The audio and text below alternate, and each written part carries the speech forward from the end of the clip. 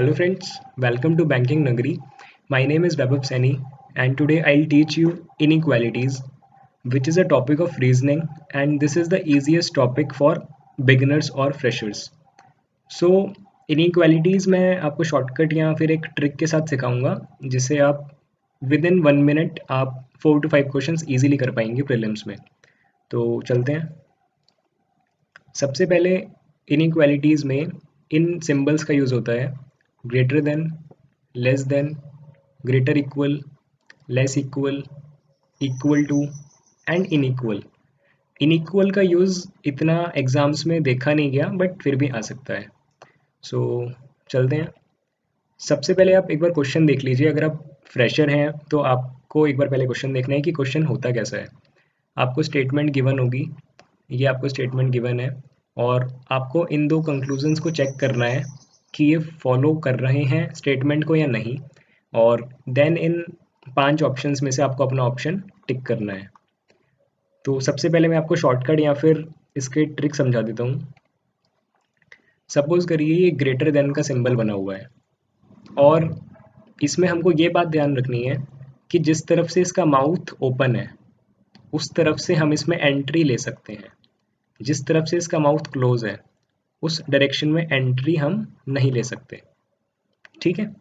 Suppose आपका less than का symbol है तो इस तरफ से माउथ इसका बंद है सिंबल का, तो हम इस डायरेक्शन में नहीं जा सकते, लेकिन इस डायरेक्शन में जा सकते हैं क्योंकि इसका जो एंट्री गेट है वो ओपन है। सिमिलरली अगर हम ग्रेटर इक्वल की बात करें तो हम इस डायरेक्शन में तो जा सकते हैं लेकिन इस डायरेक्शन में नहीं जा सकते। आई थिंक समझ आ रहा होगा। और सिमिलरली लेस देन में होता है कि हम इस डायरेक्शन में नहीं जा सकते लेकिन इस डायरेक्शन में जा सकते हैं। अब पहले मैं आपको ये कंप्लीट ही बता देता हूँ। इक्वल टू में क्या होता है कि हम दोनों डायरेक्शन में जा सकते हैं, लेफ़्ट टू राइट भी और राइट टू लेफ़्ट भी। ठीक है। अब सीधा हम चलते हैं क्वेश्चन पे। इसमें सबसे पहले आपको ऑप्शन पे नज़र आपकी पड़नी चाहिए। सबसे पहले हमें ये देखना है f is less than d। हमें सबसे पहले ये देखना है हम किस डायरेक्शन में जा सकते हैं। तो हमने देखा कि इस तरफ का माउथ जो है सिंबल का वो खुला हुआ है, तो हम d से f जा सकते हैं। अब हमको इसमें ढूंढना है कि इसमें d कहाँ पर है। इसमें d यहाँ पर है और इसमें f यहाँ पर है। तो हमको अब ये चेक करना है कि क्या हम d से f जा पा रहे हैं या नहीं। तो हमने देखा माउथ ओपन है तो हम d से s चले गए, फिर से माउथ ओपन है हम s से y चले गए, और इक्वल टू में तो हम दोनों तरफ से एंट्री ले सकते हैं तो हम y से f चले गए। इसका क्या मतलब हुआ, हम d से f जा सकते हैं। तो पहला ऑप्शन करेक्ट हो गया। ठीक है। Now second option a to s। a to s क्यों? क्योंकि इस तरफ का माउथ ओपन है, हम a से s चेक करेंगे।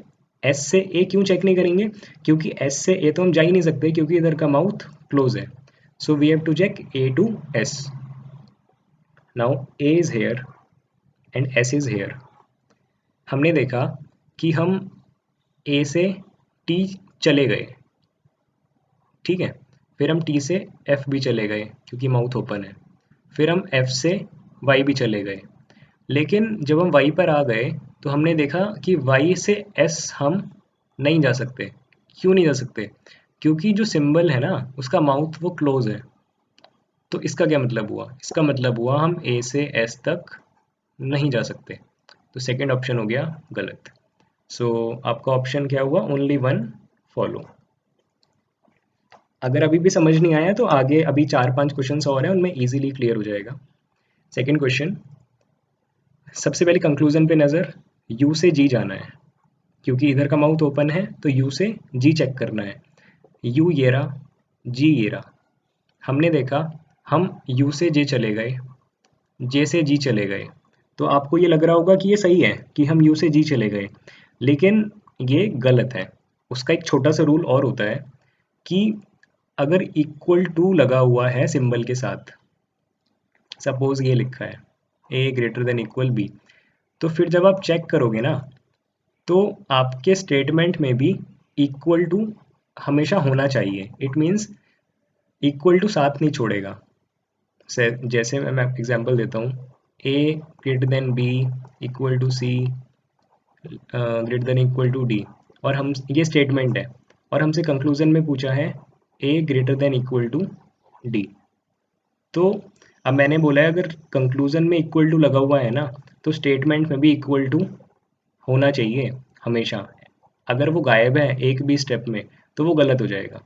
जैसे ए से डी जाना है और इक्वल टू साथ नहीं छोड़ेगा। ए से बी आ गए, गेट ओपन है और इक्वल टू भी है। बी से सी आ गए, गेट भी ओपन है, इक्वल टू है। और हम सी से डी आ गए, गेट भी ओपन है और इक्वल टू भी लगा हुआ है। तो हम ए से डी पहुंच गए और इक्वल टू ने भी साथ नहीं छोड़ा। इसका मतलब क्या हुआ, ए से हम डी जा सकते हैं। इसी का उल्टा भी होता है। सपोज करो यहाँ पे गिवन होता ए ग्रेटर देन डी। अब अगर यहाँ इक्वल टू नहीं है ना, तो यहाँ भी इक्वल टू एक स्टेप में एटलीस्ट गायब होना चाहिए। अगर आपको लगातार इक्वल टू मिल रहा है तो ये वाला कंक्लूजन सही होता है। अब इस कंक्लूजन को अगर हमको सही करना है तो एक में से हमको इक्वल टू हटाना पड़ेगा। मतलब एक सीरीज में इक्वल टू नहीं लगे होने चाहिए। अगर कंक्लूजन में इक्वल नहीं है ना, तो यहाँ पे एक लाइन में इक्वल नहीं होना चाहिए, एटलीस्ट एक में से इक्वल टू गायब होना चाहिए। तो हमने देखा ए से बी आ गए, बी से सी चले गए, सी से डी चले गए। अब ये सही हो गया। और इस कंडीशन में ये इक्वल टू वाला गलत हो जाएगा क्योंकि इक्वल टू ने साथ छोड़ दिया। तो ये शॉर्ट ट्रिक है छोटी सी इक्वल टू की। तो वापस क्वेश्चन पे आ जाते हैं। जे से आर जाना था, हमने देखा कि पहले यू से जी जाना था। अब देखो यहाँ पे इक्वल टू नहीं लगा हुआ, तो यहाँ पे भी एक स्टेप में, एक स्टेप का मतलब होता है दो एलिमेंट्स का कॉम्बिनेशन। एक स्टेप में इक्वल टू गायब होना चाहिए। हमने देखा हम यू से जे तो चले गए लेकिन इक्वल है, जे से जी भी चले गए लेकिन इक्वल है। तो ये हो गया गलत, क्योंकि मैंने बोला था इक्वल टू अगर यहाँ पे नहीं है ना, तो यहाँ भी होना नहीं चाहिए पूरे सीक्वेंस में। एटलीस्ट एक जगह से गायब होता तो ये सही होता। अब अगला वाला, जे से आर चेक करना है। जे ये रहा, आर ये रहा। हम जे से यू चले गए, यू से वाई चले गए, वाई से आर चले गए, पहुंच गए जे से आर। तो ये हो गया सही। Only second conclusion follows. Third question, अब थोड़ा फास्ट करते हैं। क्यू से हमको पी जाना है। ये रहा क्यू, ये रहा पी। अब क्यू से हम जैसे एस की तरफ गए, हमने देखा हम तो जा ही नहीं सकते क्योंकि गेट क्लोज है। तो जब क्यू से एस ही नहीं जा सकते तो आगे तो जा ही नहीं पाएंगे, तो ये सीधा गलत हो गया। अब एस से पी जाना है और इक्वल टू होना चाहिए। ऐसा ना हो कि इक्वल टू साथ छोड़ दे, इक्वल टू हमेशा साथ रहेगा पूरे सीक्वेंस में। एस से पी, अब ये रहा एस और ये रहा पी। तो हमने देखा हम एस से सी चले गए, इक्वल टू साथ है हमारे। सी से आर चले गए, इक्वल टू साथ है। आर से पी चले गए, इक्वल टू साथ है। इसका मतलब क्या हुआ, हम एस से पी जा सकते हैं, तो ये सही है। और पहला था गलत, सेकंड है सही। तो only second follows. I think equal to वाला कॉन्सेप्ट क्लियर हो गया होगा और आगे देख लेते हैं। अब इसमें आप देख रहे होंगे कि दो इक्वेशंस कॉमा से इन्होंने बाइफरकेट करके दी हुई हैं। तो सबसे पहले हमेशा की तरह हमको कंक्लूजन चेक करना है। एस से वाई हमको जाना है, और ये तो अब क्लियर हो ही गया होगा एस से वाई क्यों चेक करना है, क्योंकि गेट इधर ओपन है तो हम इसी डायरेक्शन में जा सकते हैं। इस डायरेक्शन में तो हम जा ही नहीं सकते क्योंकि गेट इधर से बंद है।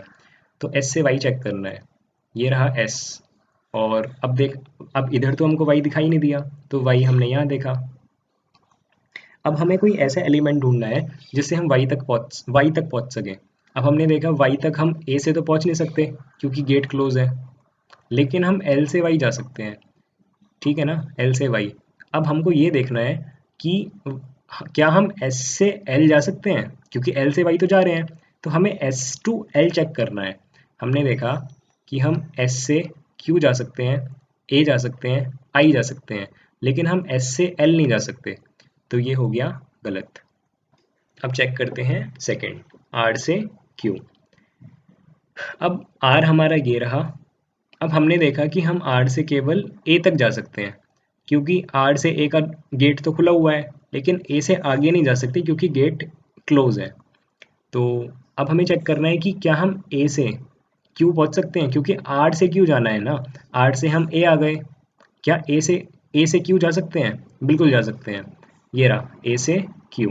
तो इसका मतलब क्या हुआ, आर से ए से क्यू। तो आर से क्यू पहुंच गए। देखो आर से ए से क्यू, बिल्कुल सही है। तो only second follows. Last question, P से डी जाना है और देखो यहाँ इक्वल टू भी लगा हुआ है। तो इक्वल टू हमेशा हमारे साथ रहना चाहिए, अगर एक बार में भी साथ छोड़ दिया ना तो गलत हो जाएगा। ये पी से डी जाना है। देखो ये रहा पी, एक ये रहा पी और ये रहा डी। अब सबसे पहले जहाँ पहुँचना है ना उसको देखो कि हमें डी डी पे पहुँचना है, और हम डी केवल और केवल सी से आ सकते हैं, सी से डी जा सकते हैं क्योंकि गेट इधर वाला खुला हुआ है। एफ से डी हम नहीं जा सकते क्योंकि गेट बंद है ये वाला। तो डी तक पहुंचने के लिए हमें पहले सी तक पहुंचना पड़ेगा।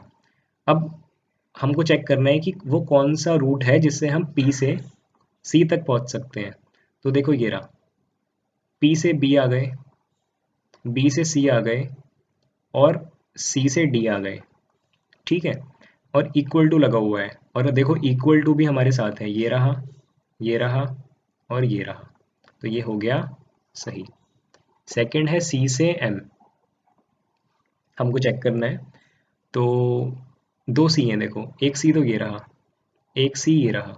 अब हमेशा की तरह हमको जहाँ पहुँचना है ना वो देखना है कि हम उस तक कहाँ से पहुँच पा रहे हैं। हम ए से एम भी जा सकते हैं, हम पी से एम भी जा सकते हैं। तो हमको अब सी से या तो ए तक पहुँचना है या सी से हमको पी तक पहुँचना है। अब देखो हम सी से कहाँ पहुँच पा रहे हैं, सी से हम ए या पी। सी से हम ना ए तक पहुंच पा रहे हैं, ना हम पी तक पहुंच पा रहे हैं, क्योंकि देखो यहाँ से हम केवल बी तक जा सकते हैं और बी से आगे कहीं जा ही नहीं सकते। और अगर बात आती है ए और पी की, तो इस वाले सी से हम डी तक जा सकते हैं, एफ तक जा सकते हैं, एल तक जा सकते हैं, लेकिन एम तक पहुंचने के लिए हम ए और पी तक नहीं जा सकते। तो सेकंड वाला हो गया गलत। तो ओनली वन फॉलोज। तो ये था छोटा सा सेशन, और मैं उम्मीद करता हूँ आपको ये शॉर्टकट वाला तरीका समझ आया होगा। अगर आप बिल्कुल बिगिनर है ना तो आपको शायद थोड़ा सा अजीब लग रहा हो ये जो बोल रहा हूँ मैं, एंट्री एग्जिट वाला, गेट ओपन है गेट क्लोज है। बट आप थोड़ी सी प्रैक्टिस करोगे तो बहुत इजी मेथड है, और मैक्सिमम 1 मिनट के अंदर आप प्रीलिम्स में ना 5 क्वेश्चंस आते हैं, आराम से 1 मिनट के अंदर कर सकते हो। ठीक है, एक बार मैं, अगर फिर भी अभी भी किसी को डाउट है तो गेट वाला सिस्टम एक बार फिर बता देता हूँ, ओपन क्लोज वाला। अगर ये लिखा हुआ है P ग्रेटर देन Q, तो ये देखो इस तरफ गेट ओपन है तो हम एंटर कर सकते हैं, तो इस डायरेक्शन में तो हम जा सकते हैं, लेकिन इधर से गेट क्लोज है तो हम इधर से एंटर नहीं कर सकते, तो इस डायरेक्शन में हम नहीं जा सकते। और एक बार फिर से इक्वल टू वाला बता देता हूँ। अगर ये है A greater than B greater than C equal to D greater than equal to E, और हमसे बोला है हमको चेक करना है ये ले लेते हैं, और एक चेक करना है हमको ये। तो मैंने बोला है अगर यहाँ इक्वल टू लग रहा है ना तो हमको यहाँ से यहाँ तक तो जाना ही है, लेकिन इक्वल टू हमेशा साथ रहेगा। तो हम A से B आ गए, B से C आ गए, C से D आ गए, D से E आ गए, हम पहुँच तो गए, लेकिन हमने देखा इक्वल टू ने यहाँ पे हमारा साथ छोड़ दिया, इक्वल टू नहीं लगा हुआ, तो ये हो गया गलत। अब सेकंड में हमको क्या चेक करना है, हमको केवल यहाँ से यहाँ जाना है, इक्वल टू से कोई लेना देना नहीं है। तो हम A से B आ गए, B से C आ गए, C से D आ गए, D से E आ गए, तो सेकंड हो गया सही। बस ये छोटा सा लॉजिक है इक्वल टू का। तो ये था आपका इनइक्वालिटीज़ का पार्ट 1। पार्ट 2 में हम, एक और केस होता है इनइक्वालिटीज़ का जो प्रीलिम्स में आता है, जिसको हम बोलते हैं आइदर और या नाइदर नॉर। तो वो बहुत छोटा सा टॉपिक है, वो मैं आपको नेक्स्ट पार्ट में समझाऊंगा। तो आप इसके क्वेश्चंस की प्रैक्टिस आप कर लेना, और आई डोंट थिंक सो आपको इस वीडियो को देखने के बाद इसमें कोई डाउट आएगा। और ये इनइक्वालिटीज़ को करने का ईजीएस्ट मेथड है अभी तक, इसके अलावा इससे इजी मेथड और कोई नहीं है। तो आप प्रैक्टिस कर लेना। तो फिर मिलते हैं इसके पार्ट 2 में। तब तक के लिए good day and thank you.